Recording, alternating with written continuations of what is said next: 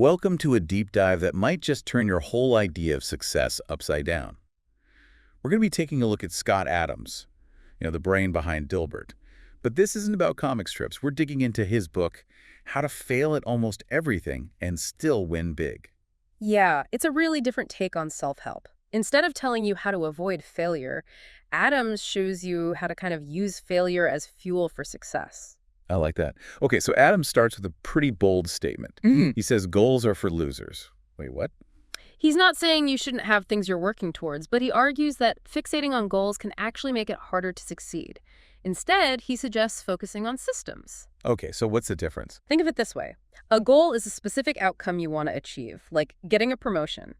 A system is the set of habits and processes you build that increase your odds of success, regardless of the specific goal. Okay, I think I'm starting to see where he's going with this. A great example is the story Adams tells about his friend, the screw salesman. He's built a career where his clients keep coming back for more. And it's not because he's got some deep passion for screws. So it's not about finding your one true calling and pouring your heart into it. Exactly. The screw salesman's success comes from the system he's created. He's designed his business around recurring revenue, which means he doesn't have to constantly hustle for new clients. Well, that's interesting. This story kind of highlights the power of building systems that generate consistent, lasting success. Even if the work itself isn't your, lifelong dream. That's actually really reassuring. It takes the pressure off needing to find the perfect passion. Absolutely. It's about working smarter, not just harder. Now, speaking of working smart, let's talk about failure. Adams doesn't just tolerate failure, he seems to embrace it. He talks about a ton of his own personal flops. And he doesn't just gloss over them. He really dives into the details, showing how each failure led to an important lesson or an unexpected opportunity. Like that time, he completely bombed a job interview at an accounting firm, right? Oh, yeah. That story's a classic. He shows up late, underdressed, in the middle of a blizzard, and then proceeds to make a series of blunders. That would make anyone want to crawl under a rock. But here's the crazy part. That disastrous interview ultimately led him to move to California and pursue cartooning, which obviously turned out pretty well for him.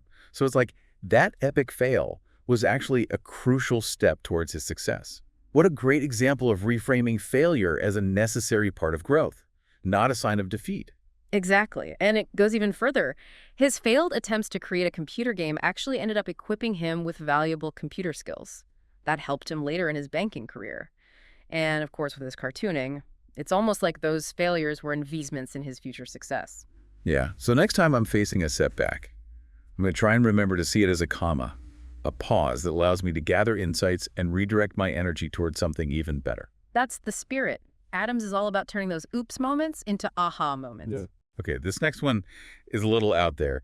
Adams talks about embracing your inner moist robot. Is he suggesting we become cyborgs or something? Not exactly. What he means is that we should approach happiness from a more scientific and pragmatic perspective.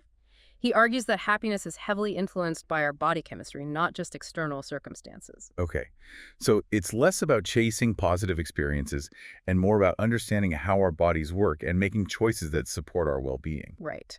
He breaks down the key factors that influence happiness into 5 categories: a flexible schedule, imagination, quality sleep, a healthy diet, and regular exercise. Okay, and he actually backs this up with personal anecdotes.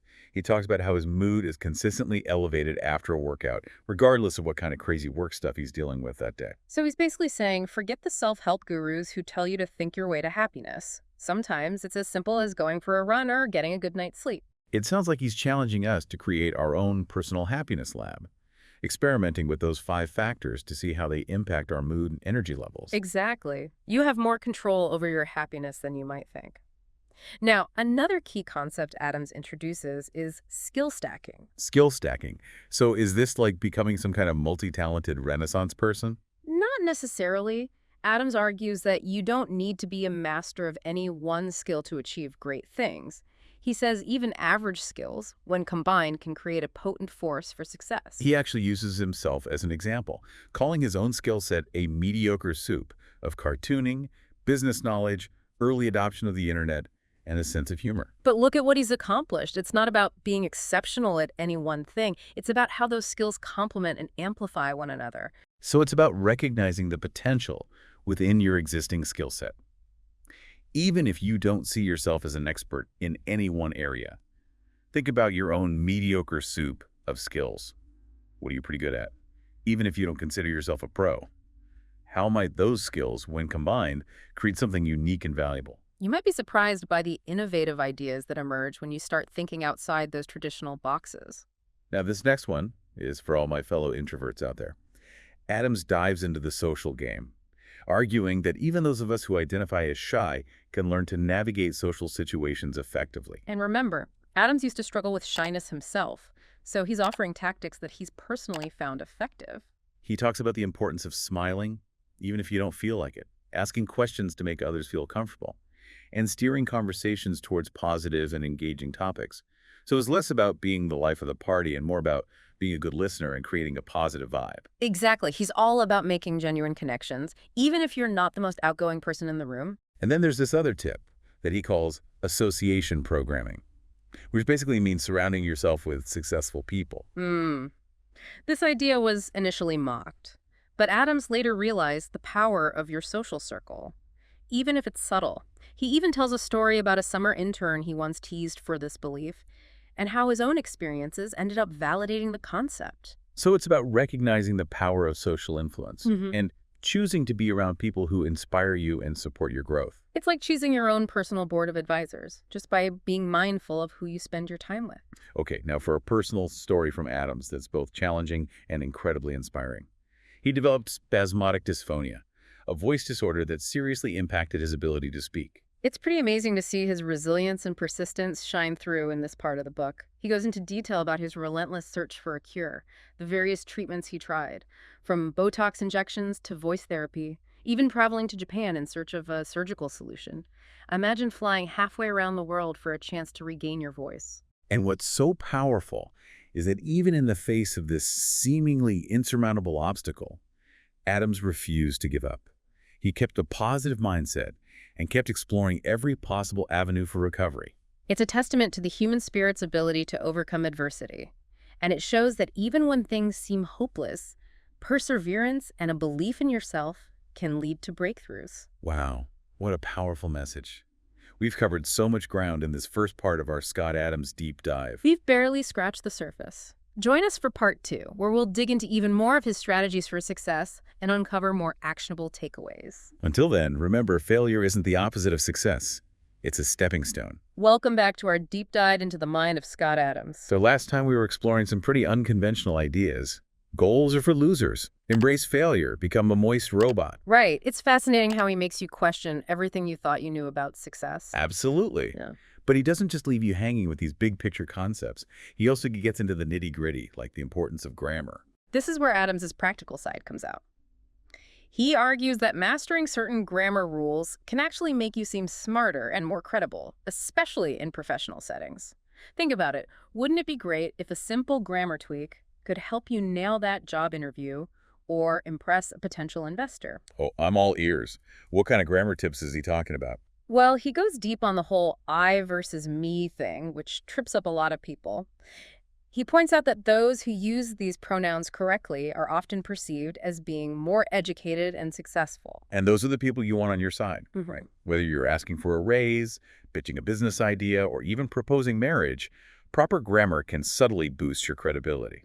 Exactly. He gives this simple rule to remember: the sentence should still make sense if you remove the other person. So, Bob and I went to the movies works because I went to the movies also makes sense. But please give the documents to Bob and I is wrong, because please give the documents to I sounds totally off. You got it. It's a small change that makes a big difference. What other grammar gems does he offer? He also tackles less versus fewer, a mistake even seasoned writers make. Fewer is for things you can count, like friends, while less is for things you can't count, like hair or money. So, I have fewer friends than before is correct, but I have less hair than before is also grammatically sound. It's about paying attention to those little details that can make or break your credibility. Okay, so we've got our grammar down, but what about those times when you need to persuade someone to stop persuading you? We've all been cornered by that telemarketer who won't take no for an answer, or that friend who keeps pushing an idea you're just not into. Adams has a surprisingly effective strategy for these situations. He says, don't try to reason with them. Just repeat a simple phrase like, I'm not interested, over and over. He calls it the broken record technique. Exactly. It's a way of asserting your boundaries without getting sucked into a debate. I love it. It's like a verbal shield against pushy people. Now, what about those situations where you need to convince someone to bend the rules for you? Like, say, getting a store to accept a return on something that's past the return window.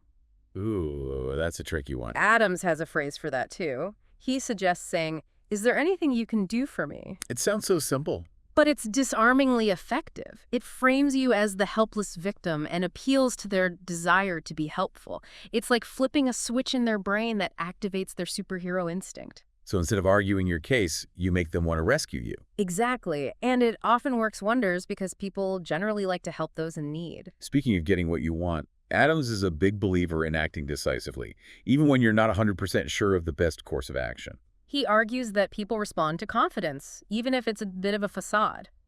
It's not about being reckless. It's about recognizing that life is messy, and sometimes you just have to take action, even if you have some doubts. So it's like the fake it till you make it approach applied to decision-making. He also says that people are naturally drawn to energy and enthusiasm. So if you want to get someone on board with an idea, let your passion shine through. Your excitement can be contagious and make the idea more appealing. It's like adding a shot of espresso to your persuasion. Now, this next observation is a little controversial. Adam suggests that in many groups, the craziest person often ends up in control. Wait, is he seriously suggesting we should all embrace our inner crazy? He's not advocating for reckless behavior. He's making a point about social dynamics.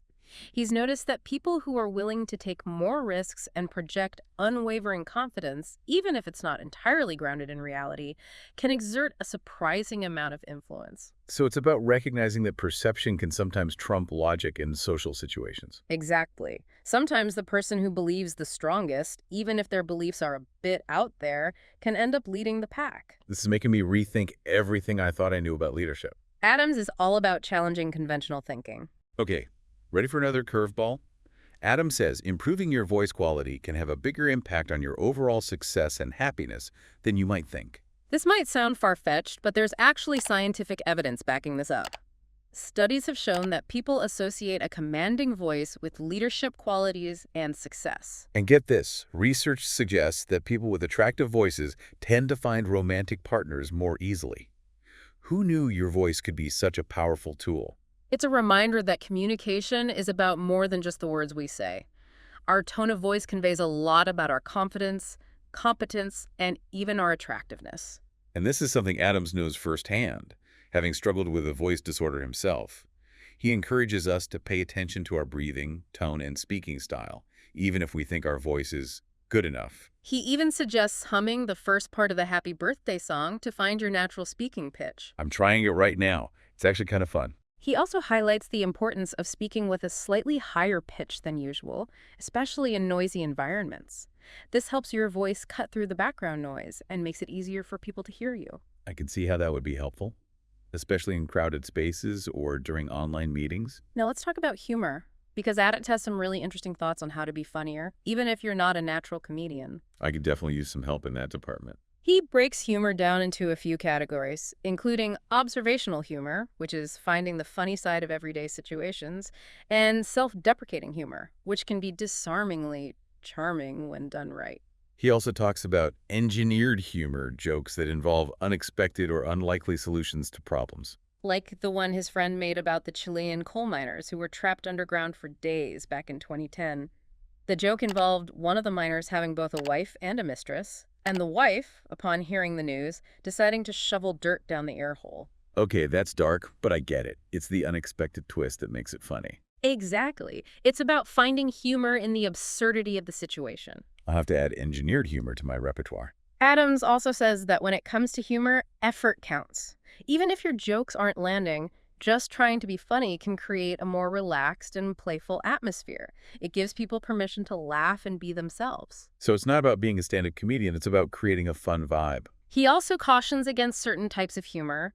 While complaining about life's little annoyances can be relatable, too much of it can come across as just plain whining.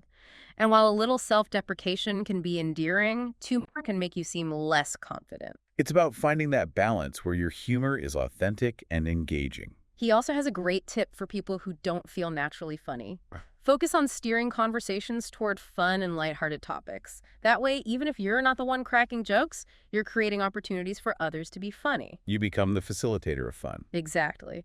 You set the stage for a more enjoyable social experience. Now, remember that concept we touched on earlier, association programming.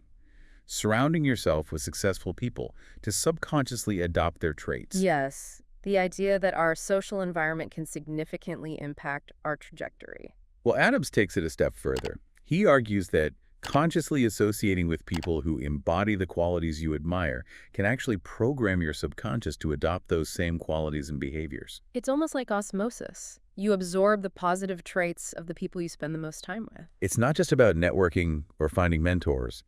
It's about the subtle energy exchange that happens when you surround yourself with people who are living the way you want to live. Remember how he initially mocked that summer intern who believed in the power of being around successful people? And then, years later, realized there was truth to it. It's a good reminder to be mindful of your social circle. Choose to spend time with people who inspire you and embody the values you aspire to cultivate in your own life. It's like carefully curating your own personal ecosystem for growth. Exactly. Now let's talk about happiness. Adams has a really interesting perspective on this. I'm ready for more moist robot wisdom. Well, he believes that while we all have a natural happiness baseline, a range within which our mood fluctuates, we can learn to spend more time at the top of that range and less time down in the dumps. So it's not about achieving some constant state of bliss. It's about maximizing the good feelings and minimizing the bad. Exactly.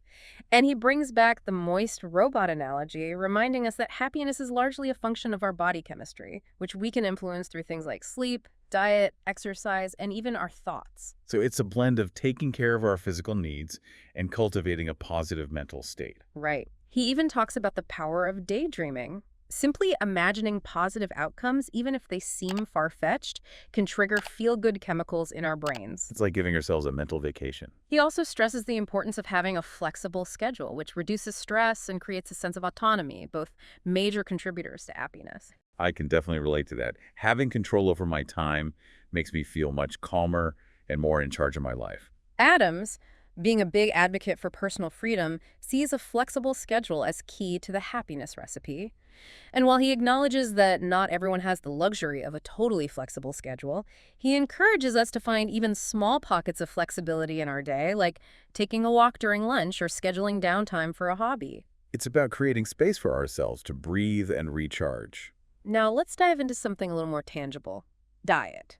Adams believes that what we eat has a far bigger impact on our emotional state than we realize. So he's not just talking about physical health, he's talking about mood and energy levels. Exactly. He encourages us to pay attention to how we feel after eating certain foods. By observing that connection, we can start to make choices that support our emotional well-being. He suggests a little experiment. Try eating a carb-heavy lunch one day and notice how you feel afterward. Then try a healthier, more balanced lunch the next day and compare the results. Chances are, after that carb-heavy meal, you'll feel sluggish and maybe even irritable. But after the healthier lunch, you'll feel more energized and upbeat. I'm willing to give it a try. Adams also highlights the link between diet and exercise, arguing that what we eat directly impacts our ability and desire to move our bodies. When we fuel ourselves with healthy, nutrient-rich foods, we naturally feel more energized and motivated to be active. It's like our diet is the foundation for a healthy lifestyle. He also talks about willpower, which is a finite resource that gets depleted throughout the day. Instead of trying to rely solely on willpower to resist every temptation, he suggests making healthy choices the easiest and most appealing option. He uses the example of bread. Yeah. If you tell yourself you can't have any bread at all, it takes a ton of willpower to resist. But if you say you can have anything you want except bread, suddenly the bread becomes less tempting. It's about outsmarting your brain by making the healthier choice the more appealing one. So it's not about deprivation, it's about strategic indulgence. And he emphasizes that enjoying your food is crucial for maintaining a healthy lifestyle long term. If you're forcing yourself to eat foods you hate, you're setting yourself up for failure. He even provides a list of condiments, seasonings, and ingredients that can make healthy foods more flavorful. He's all about making healthy eating sustainable and enjoyable. Now, get ready for this. Adams is a big fan of salt and butter. Hold on, I thought those were the enemy. He's not saying to go overboard. He's advocating for a balanced approach. If you're living a generally healthy lifestyle, eating well, exercising regularly, maintaining a healthy weight, then salt and butter in moderation can actually enhance the flavor of your food and make healthy eating more enjoyable. So it's not about cutting out everything bad, it's about creating a healthy balance that works for you. He also points out that our social environment plays a big role in shaping our health habits. Studies have shown a correlation between having overweight friends and being overweight oneself. He even shares a personal story about how being around super fit people in recent years has helped him get in the best shape of his life without consciously trying. It's a reminder that we're social creatures, and our environment can subtly influence our behaviors. Adams isn't saying to ditch your friends who aren't fitness fanatics, but he encourages us to be mindful of who we spend time with and seek out circles that support our health goals. It's about creating a positive feedback loop, where your social circle inspires and motivates you to be your healthiest self. Okay, I'm feeling inspired to revamp my social life and my diet. And don't forget about coffee. Adams is a big fan of its mood-boosting and cognitive-enhancing benefits. He's definitely speaking my language. He cites studies that show coffee can improve memory, increase alertness, boost mood, and even reduce the risk of certain diseases. He even talks about how a cup of coffee can instantly shift his energy levels from sluggish to focused and ready to work. It's like his secret weapon for productivity. Of course, he acknowledges that everyone's caffeine tolerance is different, and too much coffee can backfire, but he encourages experimenting to find the sweet spot where coffee enhances your day without making you jittery or messing with your sleep. It's about using coffee strategically as a tool, not a crutch. Now let's talk about fitness. Adams recognizes that finding the motivation to exercise can be a struggle. That's putting it mildly. He also points out that what works for one person might not work for another. We all have different bodies, preferences, and limitations. So ditch the one-size-fits-all fitness programs. Exactly. He encourages finding activities you genuinely enjoy and that fit into your lifestyle. So if running on a treadmill feels like punishment, maybe try dancing or hiking instead. The key is to move your body in ways that feel good and make you want to come back for more. Adams also emphasizes the importance of simply moving every day, regardless of the specific activity. He believes consistency is more important than intensity. Even small bouts of movement throughout the day can add up. So take the stairs, walk during your lunch break, do some stretches while you're watching TV. It all counts. He suggests thinking of fitness as a system, not a goal. Instead of aiming for a specific weight loss target or a certain number of miles run, focus on creating a lifestyle that includes regular movement. It's about making movement a natural part of your day, not a chore you dread. He also offers an interesting perspective on motivation. While many people focus on the physical benefits of exercise, Adams suggests that the mental and emotional benefits are equally important. So it's not just about looking good, it's about feeling good. Exactly. He talks about how exercise can boost mood, reduce stress, improve sleep quality, and even enhance cognitive function. And when you experience those positive mental and emotional benefits, you're more likely to stick with it long term. It's about reframing exercise as something we do not just for our bodies, but for our minds as well. Now get ready for this. Adams has a somewhat controversial take on societal beauty standards, particularly when it comes to women and hair care. This should be interesting. He acknowledges that women are constantly bombarded with messages about having perfect hair, which can lead to hours spent on elaborate styling routines. And let's be honest, those routines can be expensive and time-consuming. Adams argues that while having great hair might provide a short-term confidence boost, it's a fleeting goal. He suggests that investing that time and energy in fitness would yield far greater long-term benefits, not just for physical health, but also for confidence, attractiveness, and overall well-being. He's saying that a healthy glow and a fit physique are more appealing than a perfectly coiffed hairstyle. He even goes so far as to say that skipping exercise because of hair care is counterproductive because the long-term payoff for those hours spent styling your hair is to become less attractive, less employable, and less healthy. It's a bold statement, but it makes you think. Are we prioritizing the things that truly matter in the long run? He encourages women to ditch the societal pressures and embrace a more holistic approach to beauty that prioritizes health and fitness over fleeting trends. It's about recognizing that true beauty comes from within, and that a healthy body and mind are far more attractive than any superficial enhancement. He even suggests a little mental trick. Next time you're tempted to skip a workout because of your hair, remind yourself that those hours spent styling your hair are ultimately making you less attractive in the long run. It's like a reverse psychology pep talk. It's about reframing our thinking to align with our long-term goals. And when we change how we think, it eventually changes how we behave. Okay, now back to Adam's personal story about overcoming spasmodic dysphonia. This is where we really see his strength and determination shine. He describes how, despite countless setbacks and disappointments, he never gave up hope. He talks about trying all sorts of treatments, Botox injections, voice therapy, even experimenting with different speaking techniques while diligently practicing his affirmation, "I, Scott Adams, will speak perfectly." It's amazing how he stayed positive despite facing such a challenging and frustrating obstacle. He also found solace in his cartooning career during this difficult time. It's a good reminder that even when one area of our life is falling apart, we can still find strength and fulfillment in other areas. And it shows that our identity isn't defined by any one thing. He also talks about the emotional toll his voice disorder took, especially in social situations. He would often avoid conversations or gatherings, afraid his voice would betray him and make him a target of ridicule or pity. It's heartbreaking to hear about that isolation, but it makes his ultimate triumph even more inspiring. He never let his voice disorder define him. He kept pursuing his passions, connecting with loved ones, and even finding humor in the situation. It's a testament to the human spirit's ability to find resilience, even in the darkest of times. A glimmer of hope emerged when he read about a doctor in Japan who was performing a new surgery for spasmodic dysphonia. And despite all the disappointments he'd faced, he decided to go for it. He contacted the doctor, had several consultations, and made the decision to fly to Japan for the surgery. It's incredible how he was willing to travel halfway around the world for a chance to regain his voice. And his wife, Shelley, supported him every step of the way, even though they had both been through so much. It's a beautiful example of the power of love and partnership. Adams describes the surgery in detail, the anxiety leading up to it, the post-operative recovery, and the long, agonizing wait to see if it had worked. He was told it could take up to a year to regain full fluency, which must have been incredibly difficult. But Adams, ever the optimist, continued to practice his affirmations, visualizing himself speaking perfectly. And then, 3.5 months after the surgery, something amazing happened. Shelley was in their bathroom when she heard Adams's voice, clear and strong, calling out to her. It was a sound she hadn't heard in almost 4 years. What a powerful moment. It's a testament to hope, resilience, and the incredible advances in medicine. Adams describes the immense joy and relief he felt, the sense of having a part of himself restored that he thought was lost forever.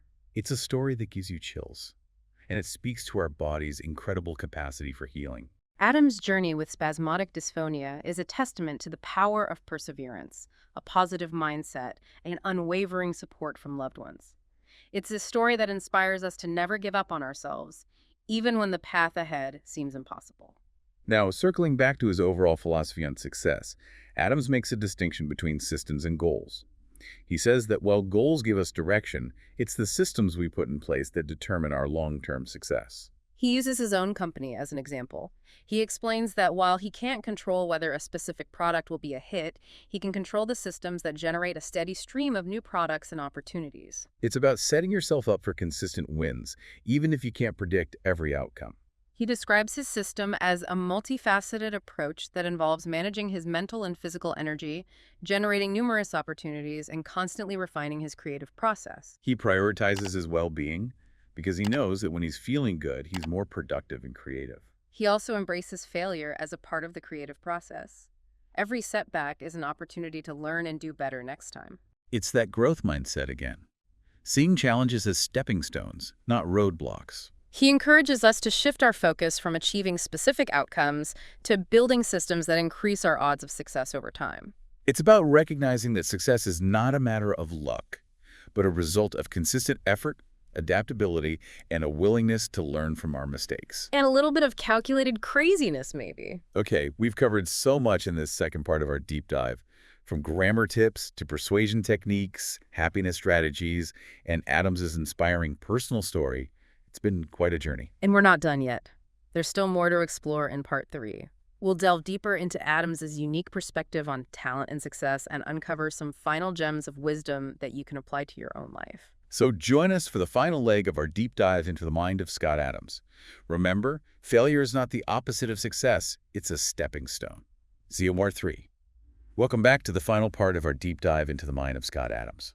I'm still buzzing from all the unconventional wisdom we've uncovered so far. It's amazing how he manages to blend humor, personal anecdotes, and practical advice in a way that makes you rethink your whole approach to success. Absolutely, and one of the concepts I'm really eager to unpack further is his idea of talent stacking. Remember how he calls himself one big mediocre soup of skills? Yeah, it's funny, but it also makes a really important point. He's basically saying you don't have to be a superstar in any one area to achieve great things. Exactly. It's the unique combination of your skills, even the ones you think are just okay, that can give you a real edge. He compares it to buying lottery tickets. Each skill you acquire is like another chance to win. It's a great analogy because it highlights the power of diversification. The more skills you have, the more opportunities open up for you. And as you acquire more skills, the potential combinations and applications multiply, creating this compounding effect where each new skill unlocks even more possibilities. It's like those building blocks we had as kids. You can combine them in endless ways to create something new and exciting. So for all of us out there who don't feel like we have that one genius-level talent, this is really good news. Think about your own mediocre soup of skills. What are you pretty good at, even if you wouldn't consider yourself an expert? Brainstorm how those skills, when combined, could create something unique and valuable. Think outside the traditional boxes. It's about leveraging your strengths in creative ways, even if those strengths don't seem particularly remarkable on their own. Now, Adams also offers some advice on how to figure out what your talents are in the first place. Because sometimes it's hard to tell what you're actually good at, especially when you're comparing yourself to others. Adams suggests looking back at your childhood. What were you obsessed with before the age of 10?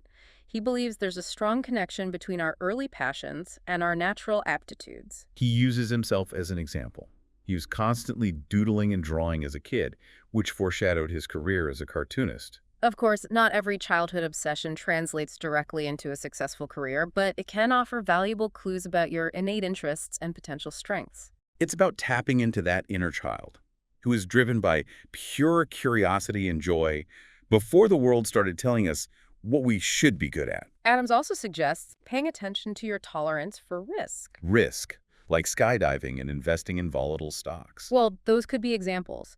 But he's talking more broadly about your willingness to step outside your comfort zone, take chances, and face the possibility of failure. He remembers drawing hilariously inappropriate comics about his teachers as a kid, knowing he could get in big trouble if he got caught. That willingness to take risks for his art, even at a young age, hinted at his future as a creative entrepreneur. It's about having that inner confidence to pursue what excites you, even when others might doubt you. Speaking of confidence, Adams has some interesting thoughts on overcoming shyness. He argues that shyness is a learned behavior that can be unlearned and replaced with more confident social skills. He emphasizes that one of the best ways to overcome shyness is to simply practice interacting with others. So it's like anything else. The more you do it, the easier it gets. He suggests starting small chat with the barista, the cashier at the grocery store, your colleagues at work. View those interactions as opportunities to practice your social skills, not as high-pressure performances. It's about shifting your mindset from fear of judgment to curiosity about connecting with others. He also offers a great tip for handling those awkward silences in conversations. Ask questions. That's so simple, yet so effective. Most people love talking about themselves, and it shows you're genuinely interested. He also stresses the importance of smiling, even if you don't feel like it. Fake it till you make it. It's not about being phony. It's about recognizing that smiling can actually make you feel happier. It's a mind-body hack. And when you smile at someone, it instantly makes you more approachable and likable. So, smile power. What other social tips does he have? He suggests steering clear of negativity and complaints. Instead, focus on positive and engaging topics that spark interest and enthusiasm. It's about being a source of good vibes, not a downer. Now, before we wrap up our Scott Adams deep dive, I want to revisit his moist robot concept and how it relates to happiness and success. Yes, because that analogy really stuck with me. It's a reminder that we're not just these ethereal beings floating through life. We're also biological machines that can be programmed for well-being. He emphasizes that we have more control over our internal state than we might realize. We can make choices that optimize our mood and energy levels, even when external circumstances are challenging. It's about taking ownership of your inner experience. He encourages us to experiment with different lifestyle choices, sleep, diet, exercise, even the thoughts we allow into our minds to see what works best for each of us. It's like becoming your own personal scientist, testing different hypotheses to see what makes you feel your best. He also stresses the importance of resilience. Setbacks and failures are inevitable, but our response to those challenges is what determines our ultimate success. It's that growth mindset again, viewing obstacles as opportunities for learning and growth. He also emphasizes the importance of finding meaning and purpose in our lives. Because at the end of the day, success without fulfillment is pretty empty. He believes that when we align our actions with our values and contribute to something bigger than ourselves, we experience a deep sense of satisfaction. It's about finding that sweet spot where passion, purpose, and skill come together. Well, that brings us to the end of our deep dive into the mind of Scott Adams. We explored his unique perspective on goals, systems, failure, happiness, and of course, success. Thanks for joining us on this journey, and remember, failure is not the opposite of success. It's a stepping stone. Keep experimenting, keep learning, and keep failing forward.